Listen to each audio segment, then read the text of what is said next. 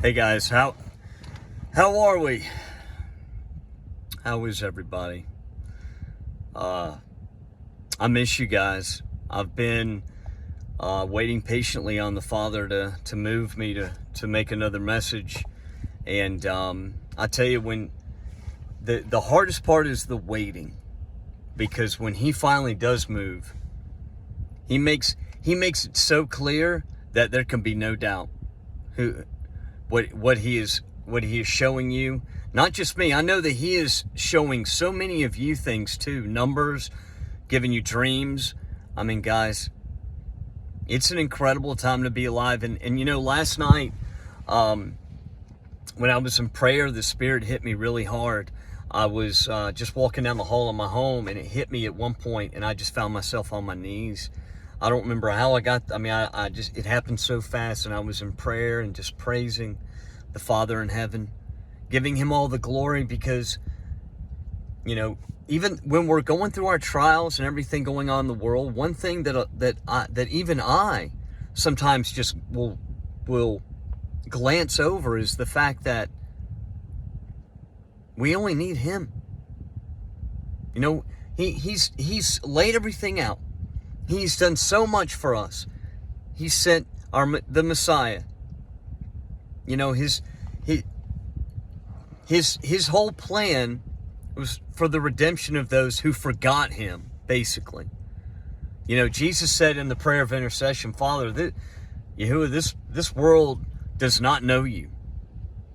It has not known you, meaning the age before Jesus came and died, you know, I would say that the majority of the world was probably pagan, even in the religious centers there in Jerusalem. You know, because He was speaking to the religious leaders a lot of the times, besides His followers.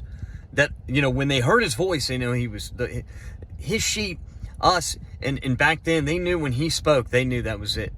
They knew it brought up something to their a confirmation in your heart and soul that you cannot deny. Like the first time we all heard the words of the Messiah, or read them, you know, we're like, oh, okay. But before He came and died, the world was lost in darkness completely, and it is today too. But imagine back then, because He's saying, Father, this world does not know you. You know, and that's one of the most powerful passages for me, because there is something being said right there. And when I was in prayer last night, giving praise and glory and honor to the Most High, you know, I asked Him how He was doing. Not that He needs me. He does not need Sean. He does not. I've said it before. I could step out of my truck right now and be hit by lightning, and He would be justified. Because of, you know, that would be a fitting end for you know, for a lot of His creation. Because I am not perfect, but I'll tell you, when I ask Him how He is doing, because it comes into my heart that way, knowing that, imagine being the father of, you know, 30 children. I don't know, I'd choose that number, or 20 children, and, you know, when they get to be about 10 years old, they just completely forget about you. Then they go out into the world, they leave your home. When they come back, they don't remember your name. They don't really care what you taught them. They're out in the world just getting in trouble, getting arrested, beating up people, robbing people, doing all these things that you did not teach them to do. They learned it from other people, and they respected not your ways, to be honorable and honest and be righteous and treat people in a peaceful manner. But here your children that you raise have forgotten your name. They've gone out into the world, and they do everything against what you taught them. And then when they finally do come back home, it takes them years to just remember who you truly are. And I'm telling you, that's the state of the world when Jesus came, and it's looking like that is the state of the world right now. You know, we have the church, we have the tribes of Israel, we have the people that are the remnant that remember, that are in more people every day are beginning to remember Him in such a glorified way. But imagine being the creator of all, and that being the state of one of your most precious creations, that they don't even give you honor and glory. They don't fear you. You know, they just kind of blow off the fact that, you know, you said do things this way and your creation does it a completely different way, and then they have no understanding of how that affects everything around them. You know, and last night, you know, when the Spirit hit me, I could not stop praising. It went on all night last night, and I remembered something. You know, I remembered, you know, that no matter what our trials are, what we're going through, all right, the one who made our souls, he's not going to abandon that. But we, you know, as individuals, and then looking at what he has done throughout creation, sending his son for our redemption. And then there are people out there still in the world right now that don't understand, you know, that. There's areas in the world that have not even heard the gospel. And that just blows my mind. The other day I had a young man come to my home and fix our dryer, and I started testifying to him, you know, and ask him if he had a relationship with Jesus and if he knew the Father, and he looked at me. He was probably in his mid-20s, and it shocked me. You know, he was like, well, I'm not really sure how I feel about that. And I said, I understand. I said, and I told him something very key that he could hang on to. And I said, you need to at least open up a little and give him a chance. And it blew my mind. I could not, and it reminded me, in that moment, the Father was reminding me, do you see how many people don't even know me? They don't know my son. They're just floating through the seas of this world with no sail, no rudder, and they don't have a captain. You know. And there's something behind that. There is a wicked principality behind that. You know, I wanted to share something real quick, you know, because last night my son told me he's been having some dreams. And I don't mention to them that anything about dreams. I don't ask them. To me, it has to be genuine if they bring it up to me. And my son, Jake, who's 8, told me he's been having dreams. Because it all started, I just asked him, I said, hey, have you told the Father in heaven that you love him today? I told Jesus that you love him. And he told Yahuah that you love him. And he said, yeah, Dad. And he said, Dad, I got to tell you, I've been having dreams. It just came out real fast. I said, well, if you want to talk about them, I'm right here. And he told me he had a dream that Yahuah had written on a rock all these letters. And he said it looked like cursive. He didn't really understand what Hebrew looks like. I said, could it have been Hebrew? And he said, he was like, yeah, it could have been Hebrew. And he said the letters were glowing. And he told me that it was the 10 Commandments that he saw in his dream written on a rock. And it, you know, I immediately cast my head to the heavens and thanked the Father, you know. And he said he also had a dream about Jesus where he was doing something. He wasn't real sure what. He said he just saw him. And he said, Daddy, there's no one like him. There's never been anyone like him on earth. And I said, I know. You know, I was so grateful for that. That was such a blessed message. I wanted to share that. I know a lot of you are having dreams and your children too. You know, I'm nothing special, guys. Nothing.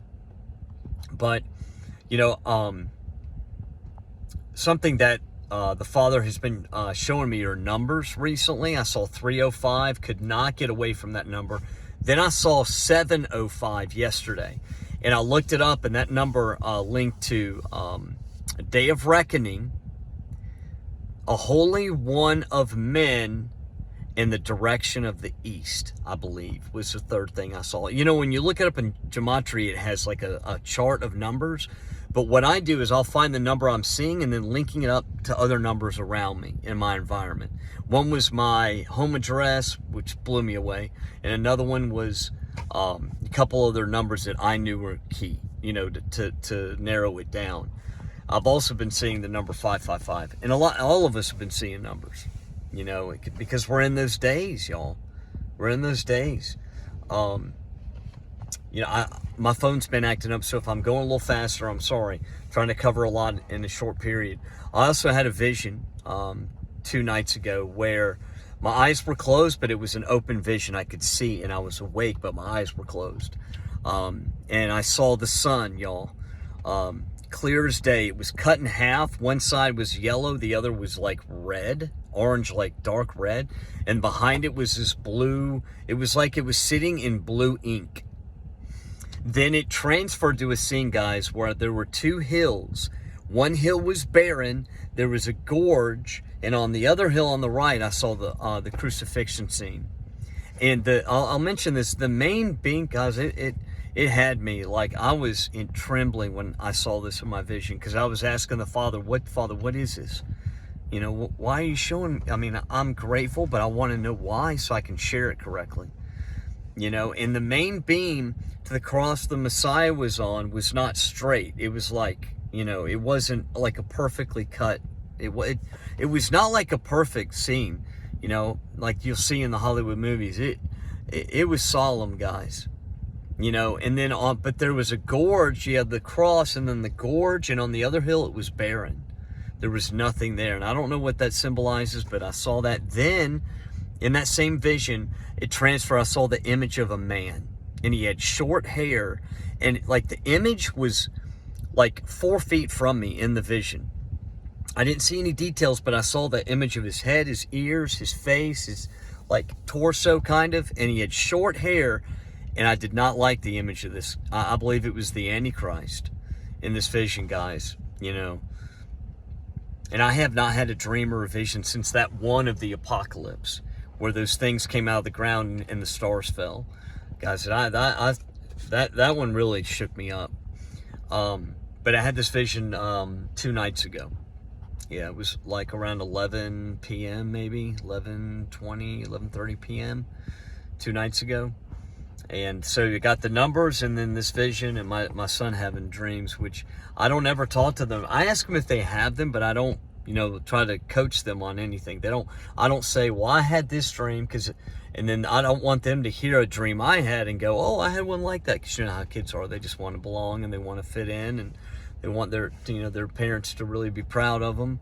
But, you know, it shocked me when Jake, but he was telling me about the 10 Commandments, and he wanted to watch. He could not get enough last night of watching the story of Job. And he said, you know what, my son, I was so proud. You know, I'm not proud in that way, but my son, he saw everything. We watched an animated version, and he saw everything that happened to Job. And I said, you know, so, you know, my heart went out for Job, but my son almost corrected me. He said, Daddy, it's just a test. God, he said, Yahuah is testing him. And immediately was like, I knew that. I was just, in the moment I saw, you know, Job and his peril, and my heart went out to him, you know. But my son, Jake, said, he's 8. He said, no, he said, Daddy, it's a test. He's just being tested. It didn't faze my son. You know, and that reminded me of something that, you know, that is so important. The little ones and how they view the Father in heaven, because they need to be led in the right way. That's so important, and that's something you'll see in parents, they're not doing these days. I'm not saying any of you, but a lot of parents out there, I mean, you can see it happening in society. They're not telling them the truth about the Father, about that the Father is real, and that, you know, He is righteous. There are none like Him. You know, because when my son said in the dream he had of Jesus, he just said, Daddy, there's none like Him.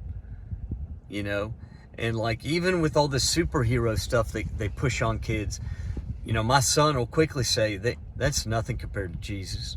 You know, if like he's kind of turned off by a lot of that stuff, which I'm completely fine with.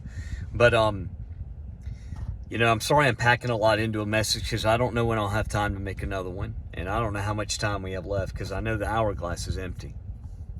The world is just bizarre, you know. But I am praying for everyone. I'm praying for all of you and your trials.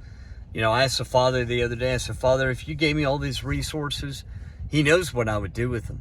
He knows I would reach out to so many. I mean, if I had power, because this is not our home right now. All the righteous are not in positions of power or like big time control and power. But they will be. In the kingdom to come, they will be. Right now, Satan's minions have their dirty, nasty tentacles in everything. Everything. So don't be deceived, guys. Nothing good's coming out of out of the leaders and all these vipers. Nothing. None of them.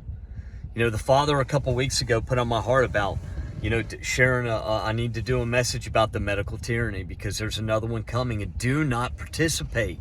I don't believe anyone that has heard my voice and knows me will, because I've drawn a line with my sword in the sand and I have thrust it in the ground. I'm not moving. Don't participate in any of that wickedness, guys. There's another one coming, and I need to do a separate message about it. Don't believe anything these leaders say. None of them. None of them. They're all wicked. God, I don't know how to tell people that. I won't even go into that. I'll do something different on that, because it's very important for what's to come. Look, I love you guys. The Father loves you. Jesus loves you. You know, but we need to we need to be in agreement with the ways, the righteous and holy ways of the Father in heaven. We need to be in agreement with that. In agreement with the words the Messiah spoke. You know, he's not speaking those things in vain. Nothing he said will come back void, I'm telling you. It will be fulfilled. To the very last letter, it will be fulfilled.